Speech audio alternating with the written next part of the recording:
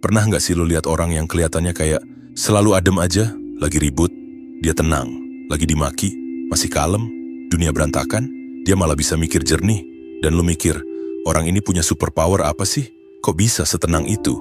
Tenang bro, di video ini gue bakal bongkar satu-satu kebiasaan orang yang bisa tetap tenang di situasi paling kacau sekalipun. Dan ini bukan teori doang, ini dari psikologi, filosofi, dan latihan nyata yang bisa lo praktekin langsung. Mari kita bahas.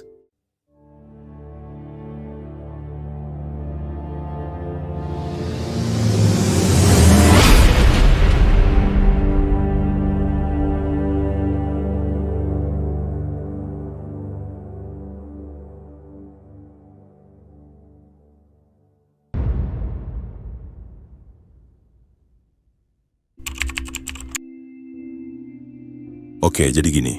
Orang yang bisa tetap tenang waktu stres tuh bukan karena mereka nggak pernah tegang ya. Bukan karena hidup mereka damai-damai aja. Tapi karena mereka ngerti banget gimana tubuh mereka bereaksi waktu stres muncul. Gue kasih analogi dulu biar kebayang. Tubuh kita tuh kayak punya sistem alarm otomatis. Begitu lo ngerasa ada ancaman, entah itu deadline mepet, orang bentak, atau bahkan cuma notifikasi dari bos, tubuh lo langsung aktifin yang namanya mode survival. Itu sistemnya namanya fight or flight response. Ini sistem bawaan dari zaman nenek moyang kita masih ngejar-ngejar mamut. Bedanya, sekarang musuhnya bukan harimau tapi email dadakan jam 10 malam. Nah, waktu sistem ini aktif ada banyak hal yang langsung kejadian di tubuh lo. Jantung berdetak lebih cepat, napas jadi pendek dan dangkal, otot menegang siap buat melawan atau kabur. Pencernaan berhenti dulu karena tubuh mikir, ntar dulu deh nggak penting sekarang. Dan otak lo pun mulai muter cepet, tapi kadang kayak overthinking chaos. Ini semua otomatis bro. Lu nggak milih, badan lu yang ngelakuin. Tapi, orang yang tenang itu paham satu hal penting. Gue nggak bisa cegah tubuh gue bereaksi, tapi gue bisa ngatur ulang supaya dia nggak overreaktif. Caranya gimana? Pertama, mereka sadar sinyalnya. Kayak, oke, gue mulai napas ngos-ngosan, tangan gue dingin, suara mulai naik dikit. Orang biasa tuh kadang nggak nyadar, tiba-tiba udah meledak aja. Tapi mereka yang tenang tuh pinter baca sinyal awal dari tubuhnya. Kedua, mereka punya cara buat matikan alarmnya. Salah satu yang paling sering dipakai, pernapasan sadar. Gue kasih contoh simple, namanya box breathing. Lu tarik napas 4 detik, tahan 4 detik, buang napas 4 detik, tahan lagi 4 detik. Ulang terus beberapa kali. Kenapa ini manjur? Karena waktu lu ngatur napas, lu kirim sinyal ke otak. Bro, santai aja, kita aman kok. Nggak ada singa yang ngejar. Dan begitu otak dapat sinyal aman, sistem tubuh pelan-pelan nurut. Jantung nurunin tempo.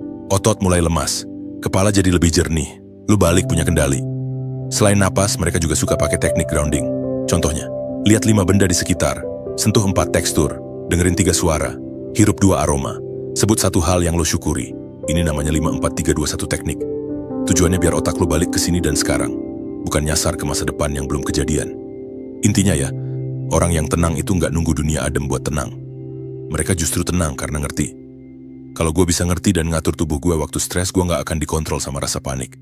Dan itu semua dimulai dari kesadaran diri dan latihan kecil yang konsisten. Salah satu alasan kenapa banyak orang gampang panik, overthinking, atau stres sendiri itu sebenarnya simple. Mereka nggak bisa bedain mana yang benar-benar kejadian, sama mana yang cuma cerita di kepala mereka sendiri. Ini yang ngebedain orang yang tenang sama yang reaktif. Bukan karena hidup mereka lebih gampang, tapi karena mereka nggak langsung percaya sama semua isi pikirannya sendiri. Gue kasih contoh ya. Lu lagi kerja, tiba-tiba atasan lu ngomong, besok pagi ketemu di ruang meeting ya. Kita harus ngobrol soal laporan kemarin. Orang yang reaktif langsung mikir, waduh, gue pasti ada yang salah. Jangan-jangan laporan gue kacau. Aduh, bisa-bisa gue dimarahin atau diturunin project. Padahal faktanya apa? Cuma satu. Besok lu diminta ketemu buat ngobrol soal laporan. Itu doang. Titik. Yang bikin stres, cerita yang lu tambahin sendiri. Lu ngebayangin dia bakal marah. Lu ngebayangin laporan lu jelek. Lu ngebayangin semua hal negatif yang belum tentu kejadian. Nah, orang yang tenang tuh nggak langsung ikut muter ke situ. Mereka punya kebiasaan nanya ke diri sendiri, fakta objektifnya apa? Apa yang sebenarnya gue tahu, dan apa yang cuma asumsi? Mereka bisa pause dan mikir, oke, dia bilang mau ngobrol soal laporan. Nggak ada nada marah. Belum tentu buruk. Mungkin dia mau kasih masukan, atau malah muji, atau kasih tanggung jawab baru. Dengan mikir kayak gitu, emosi lu nggak langsung naik. Karena lu nahan diri buat nggak asal percaya sama cerita yang otak lu lempar. Karena emang gini loh, otak kita tuh jago banget bikin film horor dari satu kejadian kecil. Dan film horor itu nyedot energi, bikin cemas, bikin capek mental. Padahal semuanya belum tentu benar. Yang menarik, ini bukan cuma masalah pikiran doang, tapi juga efek ke tubuh. Begitu lo percaya sama cerita kepala lo yang negatif, tubuh lo ikut bereaksi. Jantung deg-degan, napas sesak, perut mules. Padahal lo belum ngapa-ngapain, belum kejadian apapun. Makanya penting banget buat pisahin dua hal. Satu, apa yang beneran kejadian? Dua, apa yang cuma interpretasi lo tentang kejadian itu? Dan ini bukan cuma soal kerjaan atau situasi serius ya. Contoh kecil, temen lu nggak bales chat, otak lu langsung, dia ngambek ya? Gue ada salah ngomong ya kemarin? Jangan-jangan dia udah nggak suka temenan sama gue? Padahal, faktanya dia belum bales chat. Udah, mungkin dia sibuk, mungkin HP-nya mati, mungkin lagi pengen off dulu. Yang bikin lo overthinking ya karena lo naruh asumsi seolah itu kebenaran. Jadi, orang yang tenang tuh punya mental filter. Setiap kali ada kejadian, mereka saring dulu. Ini fakta atau opini? Ini realita atau cuma narasi kepala gue sendiri? Dan begitu lu mulai jago ngelakuin itu, lu nggak gampang ditarik ke drama yang lu ciptain sendiri. Lu bisa ambil keputusan lebih tenang, lebih rasional, dan nggak capek batin. Intinya gini bro, nggak semua yang lu pikirin itu bener, dan lu nggak harus percaya sama semua suara di kepala lu. Kalau lu bisa latih diri lu buat bedain fakta sama cerita, hidup lu bakal jauh lebih ringan. Jadi gini, orang yang tenang itu bukan berarti mereka nggak punya emosi. Mereka bisa aja kesel, kecewa, tersinggung, atau jengkel sama kayak orang lain. Bedanya mereka nggak langsung bereaksi. Mereka nahan dulu. Ada jeda. Dan di jeda itulah mereka ambil alih kendali. Banyak dari kita tuh sering banget autopilot. Ada yang nyenggol dikit langsung naik. Dapat pesan yang nadanya nyolot langsung bales panjang-panjang. Ada hal nggak sesuai ekspektasi langsung misuh-misuh lempar barang marah-marah. Itu karena kita nggak ngasih ruang buat berpikir sebelum bertindak. Orang yang tenang tuh punya kebiasaan. Pause, lalu pilih respons. Dan ini bukan cuma soal elegan, tapi soal efektivitas juga. Gue kasih contoh. Lu lagi di jalan buru-buru, tiba-tiba ada motor nyalip dari kiri sambil marah-marah gak jelas. Refleks lu? Pingin maki balik. Tapi lu jeda sebentar dan mikir, kalau gue ladeni, ini bakal jadi panjang. Emosi gue bakal kacau, mungkin bisa ribut, telat sampai tujuan, dan nyesel seharian. Nah, orang yang tenang tuh selalu mikir ke depan.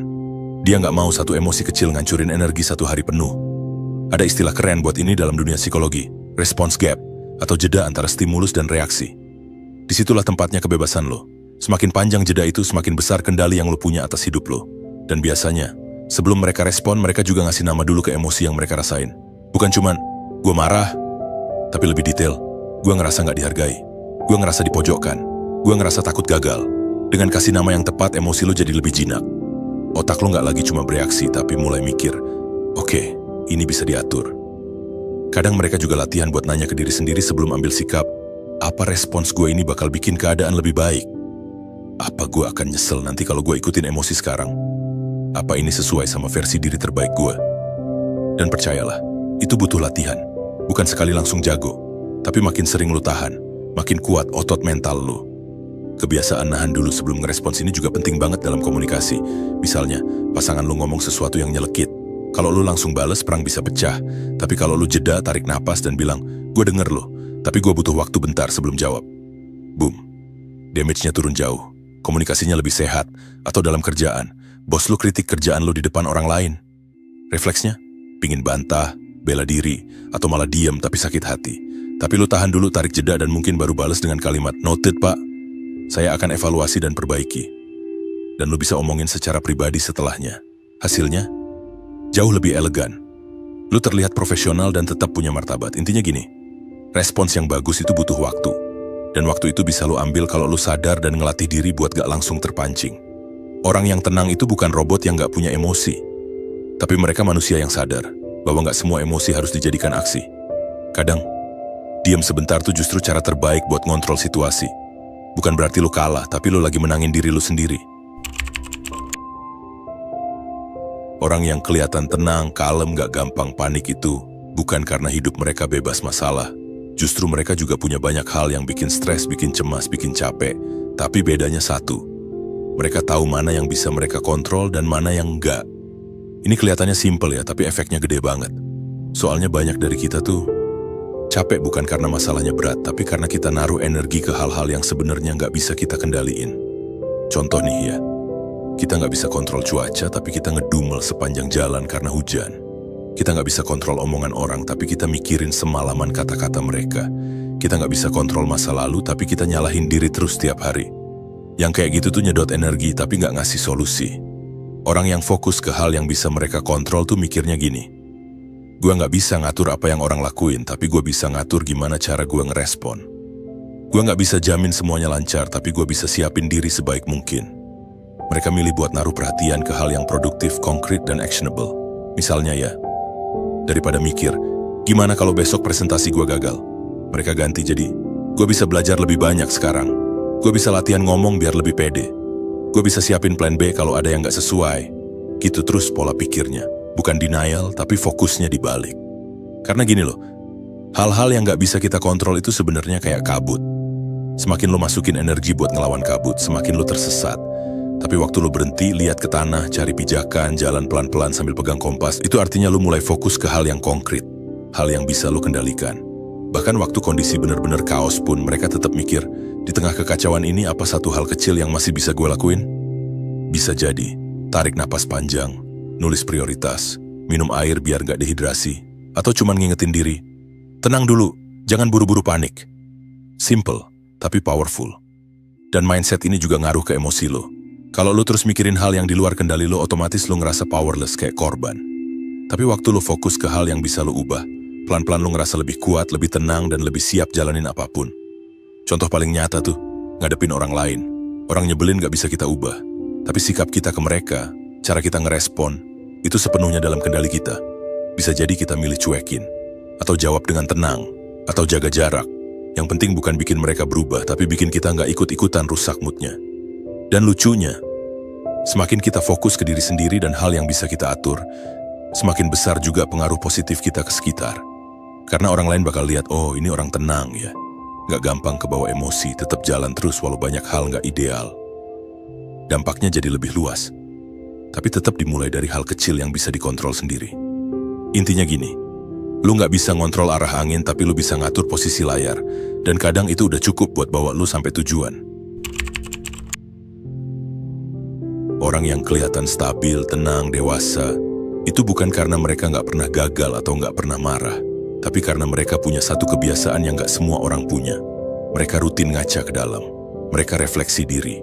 Bukan ngaca buat nyalahin diri, tapi buat ngelihat, hari ini gue ngelakuin apa yang bisa gue pelajari. Gue bener-bener jadi diri terbaik gue atau belum? Refleksi diri itu kayak bersihin kaca. Kalau lu nggak pernah ngelakuin, makin lama makin buram. Sampai lu nggak bisa lihat diri lu sendiri dengan jernih. Dan itu bahaya, karena akhirnya lo hidup dalam mode otomatis, asal jalan, asal reaksi, asal ngomong, tanpa sadar apa yang lo tanam dan lo timbulin. Orang yang reflektif itu biasanya punya momen-momen khusus, gak perlu drama, cuma duduk, diam, dan mikir. Apa yang sebenarnya gue rasain hari ini? Tadi gue kesel banget, tapi kenapa ya? Apa karena orangnya? Atau sebenarnya gue yang lagi capek? Gue marah karena orang lain, atau karena ekspektasi gue sendiri gak dipenuhi? Mereka gali, mereka korek, mereka nggak langsung lempar semua salah keluar. Dan ini yang bikin mereka beda. Refleksi itu bukan nyari siapa yang salah, tapi lebih ke nanya, apa peran gue dalam kejadian ini? Karena dari situ, lo bisa belajar, lo bisa tumbuh. Tanpa refleksi, lo bakal ngulang pola yang sama, ketemu masalah yang sama. Dan herannya, lo juga bakal nyalain hal yang sama. Misalnya nih, lo ngerasa semua atasan lo toksik. Tiap pindah kerja selalu ngerasa nggak dihargai. Kalau nggak pernah refleksi, lo bakal terus mikir, lingkungan gue salah, orang-orang di sekitar gue selalu bermasalah. Tapi kalau lo punya kebiasaan refleksi, lo mungkin bakal sadar. Gue selalu nahan unek-unek sampai akhirnya meledak. Atau, gue kurang komunikasi dari awal, jadi orang lain salah paham. Dan dari situ, lo punya peluang buat ubah sesuatu. Itu kekuatan refleksi diri.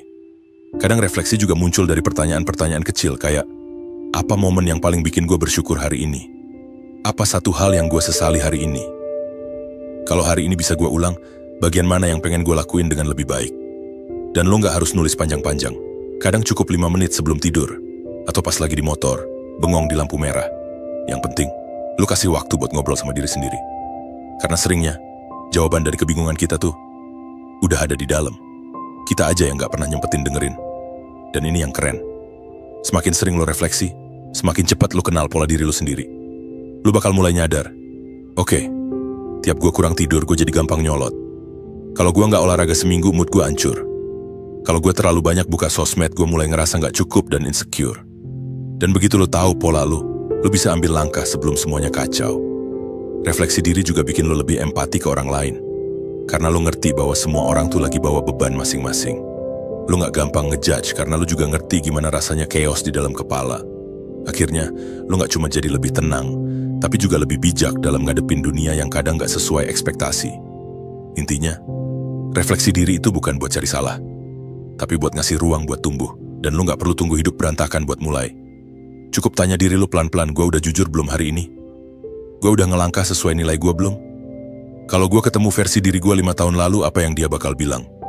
Jawaban dari pertanyaan-pertanyaan kayak gitu kadang bisa ngebuka pintu yang kita nggak pernah sadar selama ini kita kunci sendiri. Orang-orang yang hidupnya kelihatan kalem, nggak panikan, dan nggak gampang goyah itu biasanya punya satu hal yang kelihatannya sepele tapi efeknya besar. Rutinitas mereka stabil. Bukan berarti hidupnya monoton ya, tapi mereka punya pola. Mereka punya struktur. Dan struktur itu yang jadi pondasi di tengah dunia yang seringkali chaos. Lu pernah nggak sih ngerasa hari lu kacau? Bangun kesiangan, buru-buru, belum makan, langsung kerja, kerjaan numpuk, stres, terus marah ke hal-hal kecil. Padahal nggak ada kejadian besar juga. Nah itu biasanya karena nggak ada ritme, nggak ada rutinitas yang lu pegang.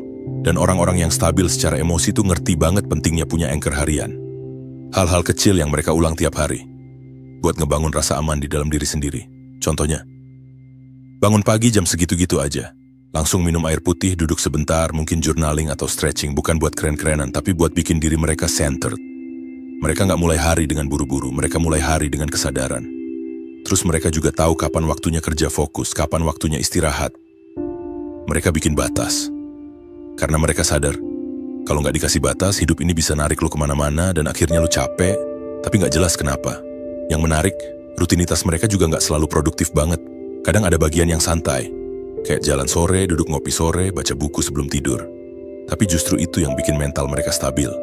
Karena rutinitas bukan soal kejar target, tapi soal ngisi ulang energi secara konsisten. Dan ini juga penting. Rutinitas yang stabil bikin lo punya kendali, bahkan waktu hal lain di luar kendali lo. Misalnya, kerjaan lagi banyak, keluarga lagi ribet, cuaca jelek, mood drop. Tapi karena lo tetap bangun jam 6, tetap olahraga 15 menit, tetap journaling 5 menit, lo tetap punya satu titik terang yang lo pegang. Kayak pegangan di kapal pas badai datang. Dan rutinitas itu nggak harus ribet, kadang cuma sesimpel. Bikin to-do list malam sebelumnya, sarapan yang itu-itu aja. Matikan HP 30 menit sebelum tidur, nulis satu kalimat tentang hari lo sebelum tidur. Hal kecil tapi kalau dilakuin terus ngebentuk pondasi dalam hidup lo. Soalnya gini, banyak orang mikir perubahan besar datang dari motivasi besar.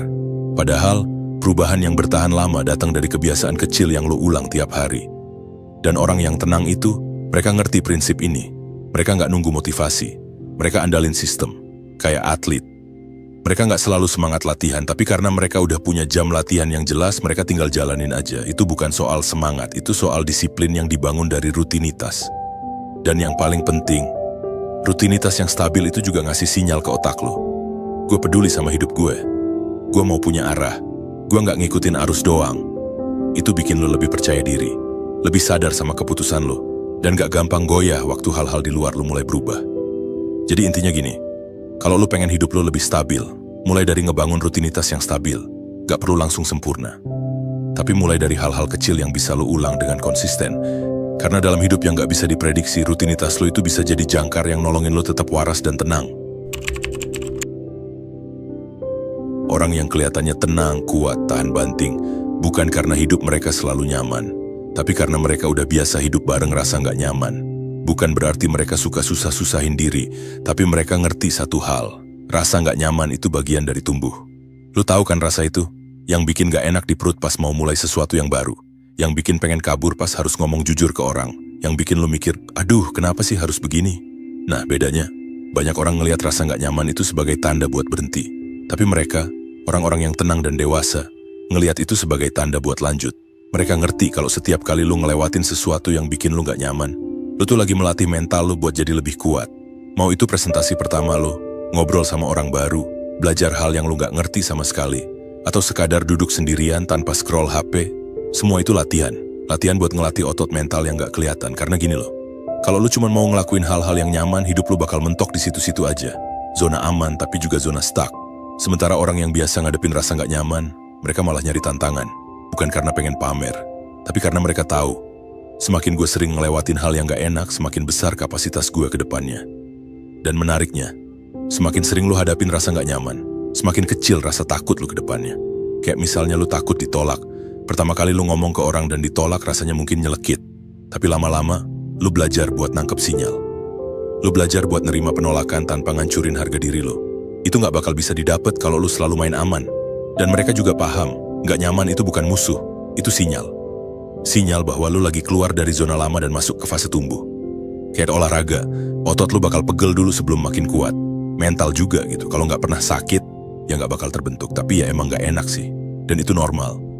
Mereka pun ngerasain rasa nggak nyaman itu. Yang beda adalah, mereka nggak lari. Mereka diam bentar, tarik napas, terus jalan lagi. Nggak harus cepat, tapi nggak mundur. Kadang rasa nggak nyaman itu muncul dari hal yang nggak kelihatan. Kayak ngakuin kalau diri lu salah, berani bilang enggak ke orang yang lu hormati. Duduk sama emosi lu sendiri tanpa ngedistract pakai hiburan. Ngambil tanggung jawab buat keputusan yang lu sesali. Hal-hal kayak gitu tuh bikin gak nyaman banget. Tapi justru disitulah kedewasaan lu dibentuk. Dan lu tahu nggak? Mereka juga punya cara buat bikin ketidaknyamanan itu bisa ditahan. Mereka nggak langsung maksa diri buat berubah total. Mereka pecah rasa nggak nyaman itu jadi bagian kecil-kecil. Kayak nggak harus langsung ngomong depan 100 orang, tapi mulai dari ngobrol dulu depan 2-3 temen. Nggak harus langsung putus dari kebiasaan buruk 100%, tapi mulai dari tahan 1 hari, terus besok 2 hari. Mereka ngerti progres itu bukan soal kecepatan, tapi soal konsistensi di tengah rasa nggak nyaman. Dan akhirnya, karena mereka terbiasa ngadepin hal yang nggak enak, mereka juga jadi lebih stabil waktu hidup ngasih tantangan dadakan. Mereka udah biasa sama ketidakpastian. Udah biasa nggak tahu jawabannya sekarang. Udah biasa gagal, malu, bingung. Tapi tetap lanjut. Itu yang bikin mereka kelihatan tenang.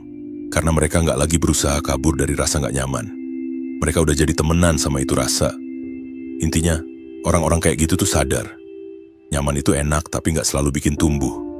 Dan nggak nyaman itu nggak enak tapi seringkali justru itu pintu buat jadi versi diri yang lebih kuat, lebih dewasa, dan lebih tahan banting. Orang-orang yang tenang, konsisten, dan kelihatan dewasa secara mental, itu bukan karena mereka nggak punya emosi. Mereka juga ngerasa marah, sedih, kecewa, males, takut, semuanya. Bedanya, mereka nggak ngambil keputusan berdasarkan emosi doang. Mereka ambil keputusan berdasarkan nilai. Contoh gampangnya gini, ketika mereka lagi kesel banget sama seseorang, mereka nggak langsung meledak. Karena mereka tahu nilai yang mereka pegang tuh, hormati orang lain bahkan pas lo lagi emosi. Atau waktu mereka lagi mager berat, mereka nggak langsung skip semua tanggung jawab. Karena nilai yang mereka pegang tuh, gue pengen jadi orang yang bisa diandelin. Nilai itu semacam kompas. Waktu suasana hati lo berubah-ubah, nilai yang lo pegang tetap jadi penuntun arah. Masalahnya banyak orang jalanin hidup cuma ngikutin apa yang lagi mereka rasain. Kalau lagi semangat, kerja. Kalau lagi sedih, kabur. Kalau lagi marah, serang. Kalau lagi takut, mundur. Padahal hidup nggak bisa jalan kalau lo terus jadi budaknya emosi. Mereka yang hidup berdasarkan nilai, udah kenal sama dirinya sendiri. Mereka udah milih duluan. Nilai-nilai apa sih yang penting buat gue? Misalnya, integritas, tanggung jawab, jujur, sabar, disiplin, peduli sama orang lain, bertumbuh terus meskipun pelan. Dan begitu mereka pegang itu, setiap kali emosi datang, mereka tanya ke diri sendiri. Kalau gue hidup berdasarkan nilai gue, apa yang harus gue lakuin sekarang? Misal mereka lagi dihina orang. Sakit hati? Iya. Pengen bales? Mungkin banget. Tapi karena mereka pegang nilai gue nggak mau nurunin level gue demi ego sesaat, ya mereka pilih diem atau ngerespon dengan tenang. Bukan karena mereka lemah, tapi karena nilai mereka lebih kuat daripada dorongan emosinya. Dan emosi itu datang dan pergi. Lu bisa seneng banget pagi, marah siang, nangis sore, ketawa malam. Bayangin kalau keputusan lu semuanya ditarik sama emosi yang berubah-ubah itu. Tiap hari bisa jadi drama. Makanya orang yang stabil emosinya itu biasanya bukan yang nggak ngerasain apa-apa, tapi yang bisa bilang ke emosinya, oke, gue dengerin lo, tapi gue tetap jalan sesuai nilai gue. Mereka juga nggak mematikan emosi. Bukan pura-pura kuat. Mereka tetap ngerasa takut, cemas, bimbang. Tapi mereka punya filter. Misalnya, lagi pengen banget nyalahin orang lain, tapi nilai mereka, ambil tanggung jawab atas hidup lo. Jadi mereka pause dulu, refleksi, terus pilih respon yang nggak nyalahin tapi membereskan.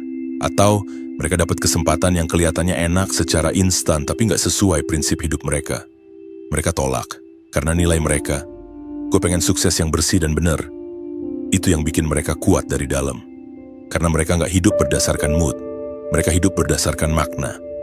Dan makin sering lo hidup kayak gitu, makin lo bisa percaya sama diri sendiri. Karena lo tahu, lo nggak gampang dipengaruhi suasana hati. Lo tetap bisa melangkah meski kondisi lagi berantakan. Dan itu bukan hal yang gampang. Hidup berdasarkan nilai itu artinya lo ngelakuin hal yang benar, walaupun nggak enak, nggak langsung dibayar hasil, dan kadang nggak dapet tepuk tangan. Tapi lo tetap jalan. Karena lo tahu, ini arah yang benar buat lo. Dan kalau lo nggak tahu nilai hidup lo, ya wajar kalau hidup lo ditarik ke sana-sini.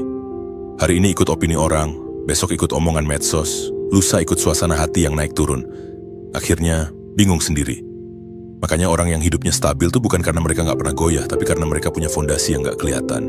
Mereka tahu apa yang penting buat mereka, dan mereka hidup sesuai itu. Jadi ya, bukan tentang nunggu semangat datang, tapi tentang tetap jalan meskipun lagi males. Bukan tentang nggak pernah marah, tapi tentang bisa milih respon pas marah. Bukan tentang selalu bahagia, tapi tentang tetap pegang prinsip pas lo lagi jatuh. Itu semua lahir dari satu hal. Mereka hidup berdasarkan nilai, bukan emosi. Jadi, orang yang selalu tenang bukan karena mereka dingin atau cuek, tapi karena mereka punya kebiasaan mikir, ngerasain, dan ngelola diri dengan sadar. Tenang itu bukan bakat, tenang itu skill. Dan kabar baiknya, skill ini bisa lo latih mulai hari ini. Kalau lo suka video ini, jangan lupa pencet tombol like, share ke temen lo yang lagi butuh ketenangan. Subscribe biar nggak ketinggalan konten-konten menarik lainnya. Dan kalau lo pengen support channel ini, bisa langsung join membership di tombol gabung. Sampai ketemu di video berikutnya, keep upgrading your brain.